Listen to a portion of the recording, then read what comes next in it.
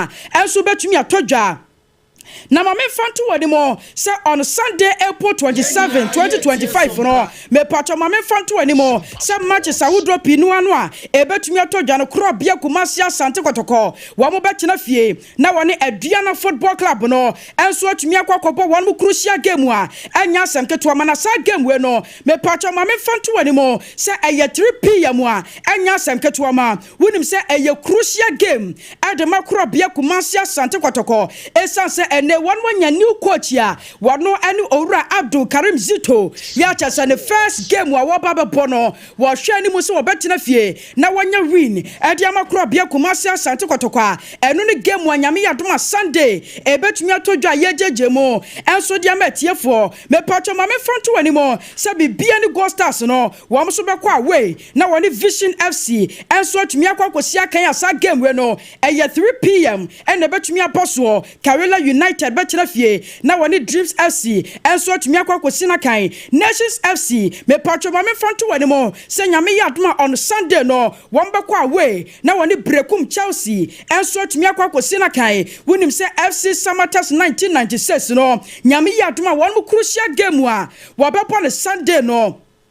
me pacho mama fanto animo se game no time no ye 3 pm woni Basake Holy Stars ene betumi asia kan eno ne kakra ye free wapa wonim se wo bowram wo Lagos Cities bobo kwari mu a me pacho mama fanto animo se woni House of Lions so e betumi asia kan nyame ya atoma Sunday when matches awodo pinu a weekend si e betumi atodwa na ne oma nyina so etumi akoye diama bobo kwa ahodo a wo mu sia kan e wo Ghana Premier League ni mo na me pacho mayembo ewo nyame yadma wachina games awodo pia eno so betumi atodwa wonim se wachina games awodo a eno betumi atodwa na beye live ewo TV ni so anya sam keto amakura wonim se Accra Lions won betena fie na woni Bechem United enso atumi asia kan me patcho sa game we no eye 3 pm a won beye ni live ye no ne kakra ye free waba Young Apostles won bekwa away na woni Mediama Sporting Club no enso atumi akwakosia kan that crucial game no me patcho ma me fanto animo say eye 6 pm a eno so ne kakra ye free waba na me patcho ahead of these games no and na wonim se wo bawura mu e wo Bechem United won makachi a empanyufo pinu a won makasa wonim se assistant coach Edema Bechem United e yo wura ne din ene osai waya na papa no wa waya babia wone central for din komo and wa chire nsemu e chire say this time around ne de wonim se e was wo mo bounce back into the winning ways na fa bibi biada enso tumi koye Edema Bechem United a anya sem keto amanti won mo hwani mu se wo mo game a won bebo e de tie Accra Lions no nya matches awodo ye betumi atodwa no winning no e betumi aye wo mo dia. We have a problem, but sometimes it happens like that. Football, you remember some of the teams, sometimes they go about 6 or 7 games without winning. But for us, we have to work on some of our goal scoring so that we can get back to the winning ways. Abusia weye kakra ye free waba ewo Brekum Chelsea wan makache ena chese ye kokotie ye no a na ye jejensemu enso adiama tiefo no a chese enya semketo amakura na me pacho ma me fanto animo se sebrere nuoma pinu a asase ya ekoye ede ama adehye no ho no a chese ye jejemu ede ama tiefo na me pacho wonim se on Sunday Brekum Chelsea ebetumi asi wan makan ya chese enya semketo ama owura ne di ene Samuel Boadu me pacho wonim se papa no nyankropon ya adoma Brekum Chelsea one more game a one babo na wode atia Nations FC no owura ne din Samuel Boadu wano na ehwa ni mu such as wobetumi agina mu se head coach enso atumi diama desia wo mo besi one maka na me pacho mo me fanto ani mu se Brekum Chelsea head coach Francis Samuel Boadu no papa no tumi anya kwanya ene central for din kwama no cho se wo bo crucial game sei na cha supporters no wo mo ta wachi se ya aya na boa wo se manuoma nyina tumi koye dema ho nam so ntini wo sere supporters ne pa se nyame yadoma game a won papopo ade atia Nations FC no supporters ne wose won betumi aba park na fa nkunim die so aye Brekum Chelsea dia. They should do, we are not in the leadership as they expect, but they should keep supporting us. Without them, we can't do it. They should always support them and encourage that any mistake that they see, whenever they confront them, tell us we will listen in a good faith. But we don't know what happened behind us. They see a lot of mistakes that's happening. So I'm a listening coach, so whatever they tell me is a mistake, I'll take it in a good faith.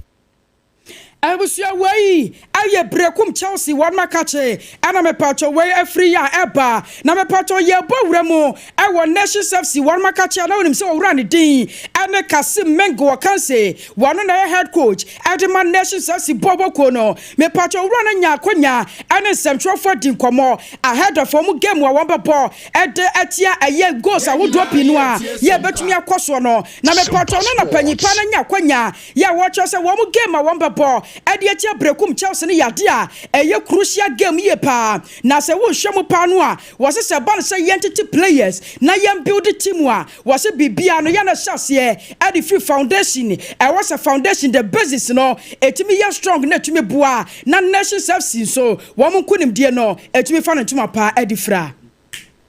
added a lot to it, you know. When you are building a team, you need to start from the basic.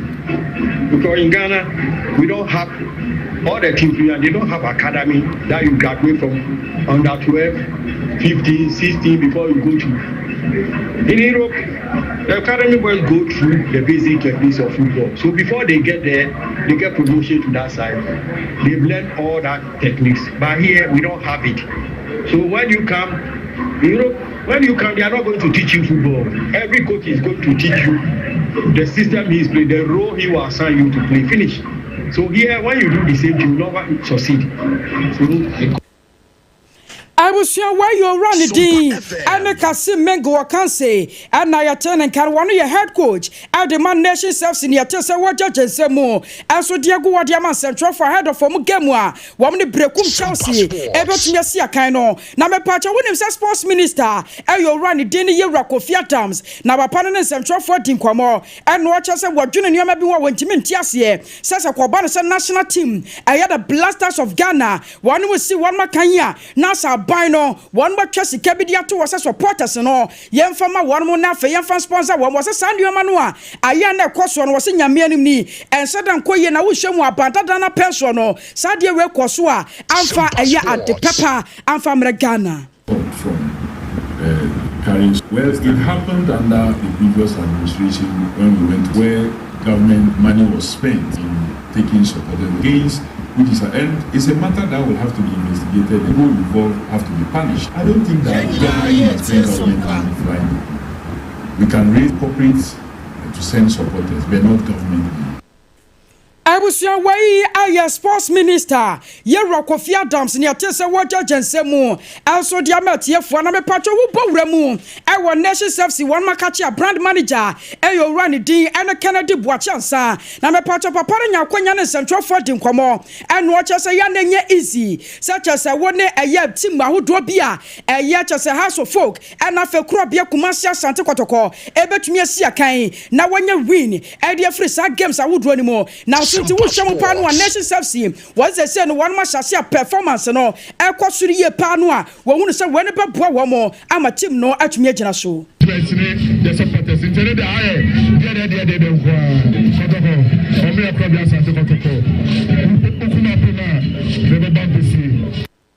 I was your way, I nation FC brand manager, or Randy D and a Kennedy Boachansa, and your Tessa Water Jensemu, and so at Yamet here for a patro Yenda would tell. Nayan fan Crofo Crocos and Mananessa stand up for the champions, not just a Yenja Jensemu, and so from one else a year chassier, at your free Spanish La Liga anymore. Me patro Mamma fan to and say another games I would drop in noir, and so at Mitoja, Nasa Lahanis, one more Chinafie, and the Girona to Miko Siakai. Emma after the game no kwakwa ye 1-1 draw honomo eno na kakra ya na free wapa wonu se Lahanis Boboko no wonu nya red card e was that game ni mo me pacho mo me fanto wonu se Osasuna wonu Sevilla Boboko no enso tumi kwakwasi akan Emma after the game no Osasuna she 1 Sevilla ntumi antibi afa kwa wi akire kwa no red card and na wo sanso kokodi ya eno na kakra ye free wapa na me pacho wo bowura mu Atletico Madrid a wonim se eno that game a wo do ye koso no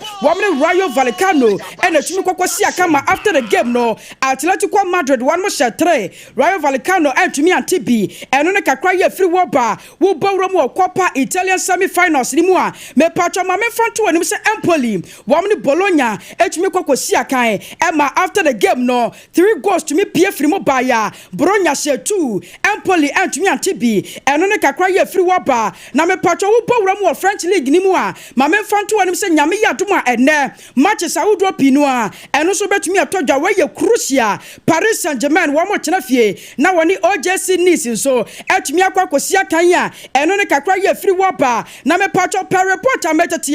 ene se Ghana Blasters abrantia ye friend se Thomas Tepate me patcho wonim se abrantia no wo sina card ma Arsenal boboko no me patcho nte ye ya me seka ene se Arsenal panyinfo one ma shase on pasa woni abrantia no esa sign another dealer eno ne kakra ye free waba na Eduardo Camavinga wonim se abrantia no wo sina kan edema Real Madrid boboko no me patcho per report chesa abrantia no pra ya chese want to be sina kan biemo na entie ya me seka e chese we the state of the injury no a nyame ya duma ansho betimi atena fie best 3 months ansana abrantia ne want to me atono na se wasanso babiemu a eno ne kakra ye free waba wonim se medin kaka cheo se bono nwotwese no a ye kwade awurade asem enso tumi babesom e was Sompa 106.5 ya ne nyina da no every Victory Charismatic Chapel a eno ne kakra ye free waba na me patcho ma me mfanto animo se medin kaka cheo se ye bowura mu e wo Facebook ne so na ye the Facebook messages a wo drop inu a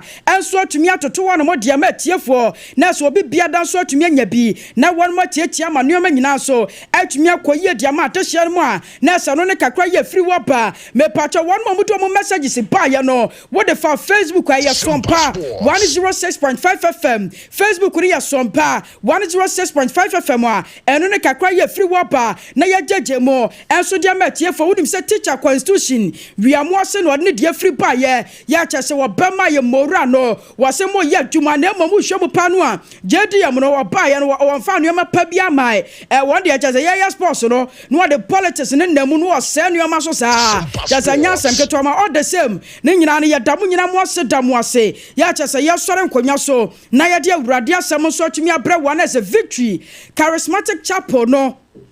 me patcho won ye kwakwa na ye tumi de awurade asem no every Pastor Frank ne nchen enso tumi de abra wo se awurade asem a ema nkwa ema bojo enu ache na kirekire wakwan ebema wa hunu nyansa ne wanya nimdia mapa ne watumi de atoa wakwantuo ne wabra boso no eno na Victory empempi no anu wan tena sese ya watumi de bra wo me patcho ye sore nkonya so medin ene Akosua Agyeiwaa Kodie boaten was this is our own. Let's cherish our own Ghana Premier League, no, and say nyina na naso biem. This is our own. Let's cherish our own.